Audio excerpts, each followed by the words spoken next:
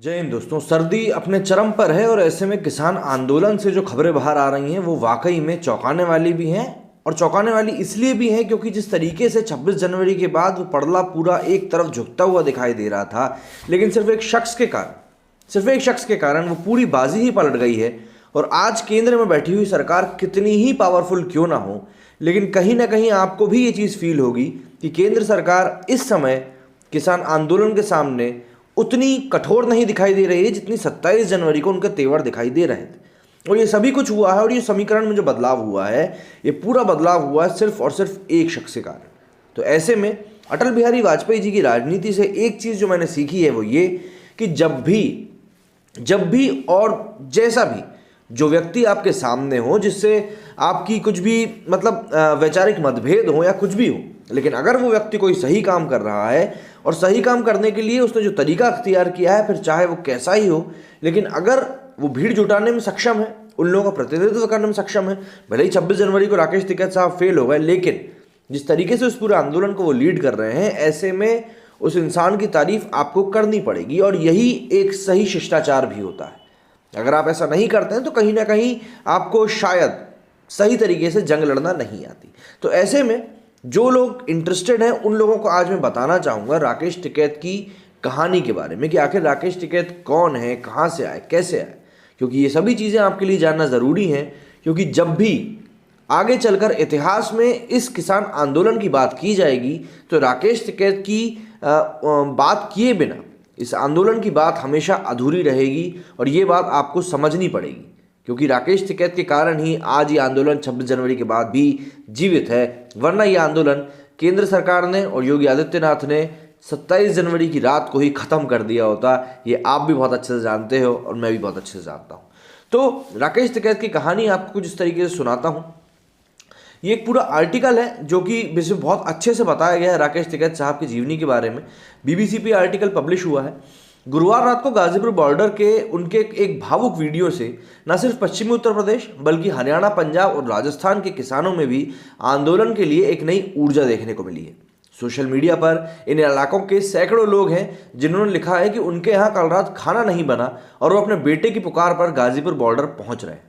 26 जनवरी के दिन लाल किले पर हुई घटना के बाद किसान संगठन जिस नैतिक दबाव का सामना कर रहे थे उसके असर को गाजीपुर की घटना से कम कर दिया है और किसान नेता राकेश टिकैत का कद वाकई में अब बढ़ गया है। नवंबर 2020 में जब इस आंदोलन की शुरुआत हुई थी तब राकेश टिकैत की भूमिका बहुत सीमित बताई जा रही थी। लोग उन्हें बेकाऊ कह रहे थे और कुछ लोगों का मानना था कि उनके होने से किसान आंदोलन को सिर्फ और सिर्फ नुकसान ही होगा, किसी भी प्रकार का फायदा नहीं होगा। 52 वर्षीय राकेश टिकैत ने गुरुवार को ऐलान किया कि देश का किसान सीने पर गोली खाएगा पर पीछे नहीं हटेगा। उन्होंने धमकी भी दी थी कि तीनों कृषि कानून अगर वापस नहीं लिए गए तो आत्महत्या करेंगे, लेकिन धरना स्थल खाली कदापि नहीं करेंगे। उनके इस तेवर ने लोगों को नामी किसान नेता महेंद्र सिंह टिकैत की याद दिला दी, जिन्हें पश्चिमी उत्तर प्रदेश का एक बड़ा इलाका सम्मान से बाबा टिकैत या फिर महात्मा टिकैत के नाम से भी जानता था। महेंद्र सिंह टिकैत उत्तर प्रदेश के लोकप्रिय किसान नेता रहे। वे भारतीय किसान यूनियन के अध्यक्ष भी थे और करीब 25 साल तक वे किसानों की समस्याओं को लेकर संघर्ष करते रहे। उन्हें करीब से जानने वाले बताते हैं कि 1985 तक टिकैत को कम ही लोग जानते थे, मगर उसके बाद स्थानीय स्तर पर बिजली के दाम और उससे जुड़ी हुई समस्याओं को लेकर कुछ प्रदर्शन हुए, जिनमें प्रशासन से टकराव के बाद युवा किसानों ने बाबा टिकैत से उनका नेतृत्व करने की गुजारिश की और टिकैत जिम्मेदारी लेते हुए नौजवानों के साथ उनसे कंधे से कंधा मिलाकर खड़े हो गए। वरिष्ठ पत्रकार रामदत्त त्रिपाठी बताते हैं कि महेंद्र सिंह टिकैत की सबसे बड़ी ताकत थी कि वे अंत तक धर्मनिरपेक्षता का पालन करते रहे।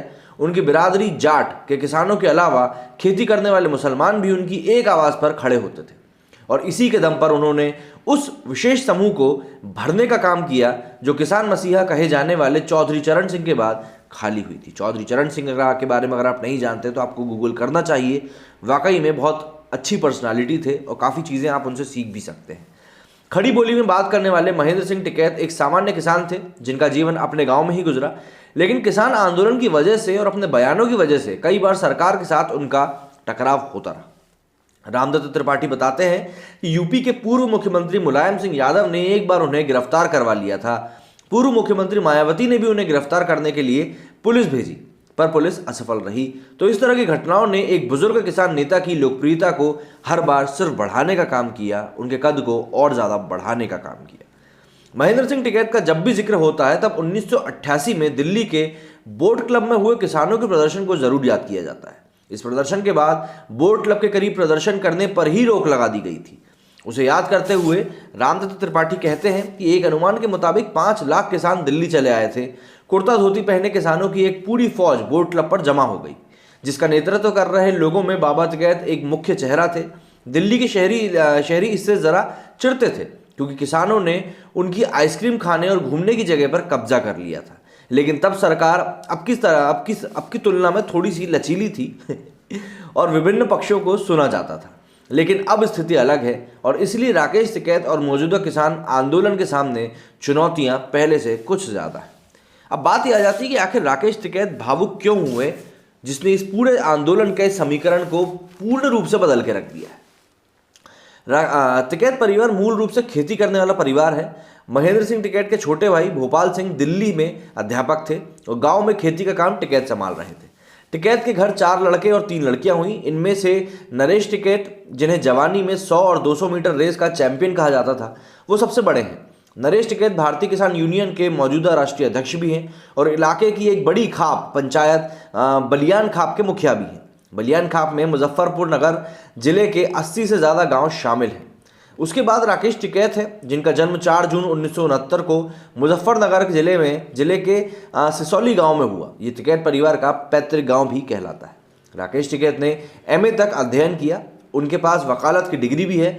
बताया जाता है कि वे भारतीय किसान यूनियन के मौजूदा राष्ट्रीय प्रवक्ता हैं और उनका संगठन किसानों के संयुक्त मोर्चे में भी शामिल है। तीसरे और चौथे नंबर पर हैं नरेंद्र और सुरेंद्र टिकैत, जो स्थानीय शुगर मिलों में काम करते हैं और खेती का काम संभालते हैं। टिकैत बंधुओं ने बीते 2 दशकों में अपनी खेती की जमीन और पहचान दोनों ही बढ़ा लिए हैं, पर चारों भाइयों में नरेश और राकेश टिकैत को सार्वजनिक पहचान मिली, बाकियों से ज़्यादा उनको मजबूत बनाया। टिकैत परिवार के मुताबिक ये दोनों ही सरकारी नौकरियों के लिए चुने गए, मगर दोनों ने ही खेती से जुड़े रहकर अपने पिता की विरासत को आगे लेके जाने का निर्णय लिया। राकेश के छोटे भाई सुरेंद्र टिकैत ने बीबीसी से बातचीत में कहा कि उन्हें टीवी पर यूं परेशान होता देख परिवार और पूरा गांव विचलित जरूर हुआ, लेकिन डर का भाव किसी के चेहरे पर नहीं है। उन्होंने कहा कि जो शख्स किसानों के आंदोलन में शामिल होने की वजह से 43 बार जेल जा चुका हो, उसे 44वीं बार जेल जाते देखना कोई बड़ी हैरानी की बात नहीं है। पर हमने इस परिस्थिति का सामना पहले नहीं किया है, वो भी इतने बड़े लेवल की।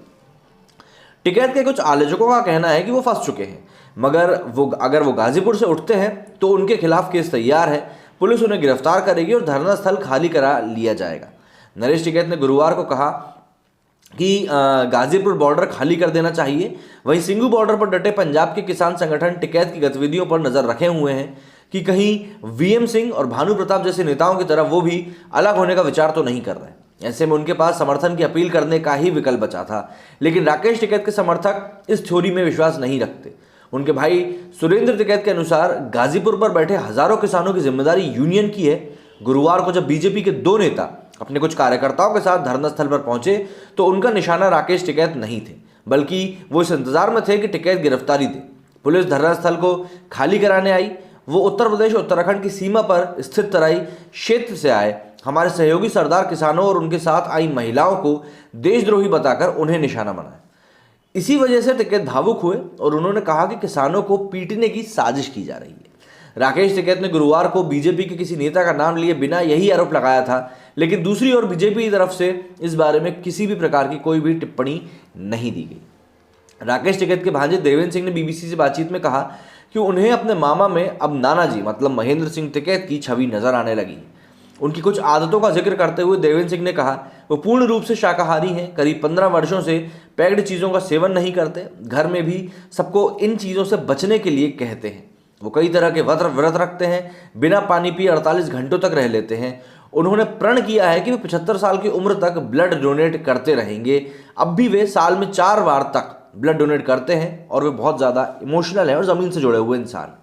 उन्होंने जिक्र किया कि उनकी किसान राजनीति में एंट्री की कहानी भी सामान्य नहीं है। उन्होंने बताया कि राकेश टिकैत साल 1985 में दिल्ली पुलिस में बतौर कांस्टेबल भर्ती हुए थे। कुछ वक्त बाद उनका प्रमोशन हुआ और वे सब इंस्पेक्टर बने, लेकिन उसी दौर में बाबा टिकैत का आंदोलन अपने चरम पर था। वे किसानों के लिए बिजली के दाम कम करने की मांग कह रहे थे। सरकार उनसे परेशान थी क्योंकि उन्हें बड़ा जन समर्थन प्राप्त था। उसी समय राकेश टिकैत अपने पिता से आंदोलन खत्म करने का दबाव बनाया, लेकिन राकेश टिकैत ने नौकरी छोड़कर पिता के आंदोलन में शामिल होने का निर्णय ले लिया। ये वाकई में अपने आप में एक बहुत बड़ा निर्णय था, वो भी हमारे भारत जैसी सोसाइटी में जहाँ पे लोग सरकारी नौकरी को सर्वोपरि रखते हैं, किसी भी इंसान की भावनाओं से भी ऊपर। चौधरी महेंद्र सिंह टिकैत की एक लंबी बीमारी के बाद 2011 में मृत्यु हो गई। उन्होंने अपने दौर में किसानों के लिए कई मोर्चे खोले। उन्होंने हमेशा कोशिश की थी कि वे राजनीति से दूर रहें। वे बार बार इस बात पर जोर देते रहे कि वो किसानों के एक सामाजिक संगठन का नेतृत्व करते हैं, मगर उनके बेटे राकेश टिकैत ने राजनीति से परहेज नहीं रखा। साल 2007 में पहली बार उन्होंने मुजफ्फरनगर से बुढ़ान की विधानसभा सीट से निर्दलीय चुनाव लड़ा, जिसे वो हार गए। उसके बाद टिकैत ने 2014 में अमरोह लोकसभा क्षेत्र से चौधरी चरण सिंह की पार्टी राष्ट्रीय लोकदल के टिकट पर चुनाव लड़ा, पर यहां भी उनकी बुरी तरह से हार हुई। उन्हें करीब से जानने वाले राकेश को यह पता है कि उनकी दो ताकत है, एक है किसानों का कैडर और दूसरा है खाप नामक सामाजिक संगठन, जिसमें टिकैत परिवार की काफ़ी ज़्यादा इज्जत है। उनके बारे में कहा जाता है कि बड़े भाई नरेश टिकैत इसलिए अध्यक्ष हैं क्योंकि वो बड़े हैं, वरना संगठन के अधिकांश निर्णायक फैसले राकेश ही लेते हैं। बीते समय में जैसे तैसे भारतीय किसान यूनियन का प्रभाव बढ़ा है। राकेश टिकैत को क्षेत्रीय राजनीति कर अपना प्रभाव साबित करते हुए उनको देखा गया है। 2019 के लोकसभा चुनाव से पहले किसानों की ट्रैक्टर रैली को लेकर राकेश टिकैत दिल्ली गेट तक आ गए थे। उस समय भी किसानों और दिल्ली पुलिस के बीच जबरदस्त टकराव हुआ था। उस समय टिकैत के आलोचकों ने कहा था कि भोले भाले किसानों को लेकर राकेश टिकैत ने यह स्टंट अपनी राजनीतिक महत्वाकांक्षाएं पूरी करने के लिए किया, जिसका किसानों के हित में कोई भी नतीजा नहीं देखने को मिला। बलियाई खाप का सदस्य होने के नाते बीजेपी के नेता और केंद्रीय मंत्री रहे संजीव बलियान से टिकैत परिवार के पारिवारिक संबंध हैं। सुरेन टिकैत ने बीबीसी से बातचीत में इसकी पुष्टि करी, पर क्या कल का वीडियो देखने के बाद संजीव बलियान ने परिवार के लिए कोई संदेश भेजा? इस पर सुरेन टिकैत से ना में जवाब मिला। लेकिन राष्ट्रीय लोक दल के नेता जयंत चौधरी के जरिए चौधरी अजीत सिंह का संदेश टिकैत परिवार तक जरूर पहुंचा। चौधरी अजीत सिंह ने कहा कि ये सबके एक होने और साथ रहने का समय है। कुछ जानकार मानते हैं कि अजीत सिंह का परिवार टिकैत परिवार को बिरादरी में अपना प्रतिद्वंदी मानते हैं। वहीं जिला मुजफ्फरनगर में लोग चौधरी चरण सिंह के वारिस चौधरी अजीत सिंह के 2019 में लोकसभा चुनाव में बीजेपी नेता संजीव बलियान से हारने की एक वजह राकेश टिकैत को भी मानते हैं। बताया जाता है कि राकेश टिकैत ने अजीत सिंह के खिलाफ बलियान को चुनाव लड़ाया था और गुरुवार को रोते हुए राकेश टिकैत ने इसकी पुष्टि भी करी थी। उन्होंने कहा, मैंने भी 2019 में बीजेपी को वोट दिया था। क्या इस दिन के लिए दिया था? ये पार्टी किसानों को बर्बाद करने पर लगी हुई है। बहरहाल केंद्र सरकार के अंतर्गत आने वाली दिल्ली पुलिस ने लाल किले पर हिंसा के बाद राकेश टिकैत के खिलाफ कुछ गंभीर धाराओं के तहत मुकदमे दर्ज किए हैं और दिल्ली पुलिस ने अपने नोटिस में उनसे सवाल भी किया है, उनके खिलाफ कार्रवाई क्यों ना की जाए। वहीं राकेश टिकैत जो फिलहाल गाजीपुर बॉर्डर पर डटे हुए हैं, उनका कहना है कि वो जल्द ही सब सबूतों के साथ दिल्ली पुलिस को अपना जवाब सौंप देंगे। तो ये कुछ कहानी है राकेश टिकैत की, जो इस समय किसान आंदोलन का सबसे बड़ा चेहरा बनकर उभरे हैं। अब देखना होगा केंद्र सरकार क्या इस बड़े चेहरे से अपनी जो भी नेगोशिएशन है वो कर पाएंगी, या फिर दोनों पक्ष इसी तरीके से अपनी अपनी मांगों पर अड़े रहेंगे। मेरे इस वीडियो में फिलहाल इतना ही। उम्मीद करता हूँ जो मैं आपको समझाना चाहता था आप समझ गए होंगे। जय हिंद, जय भारत।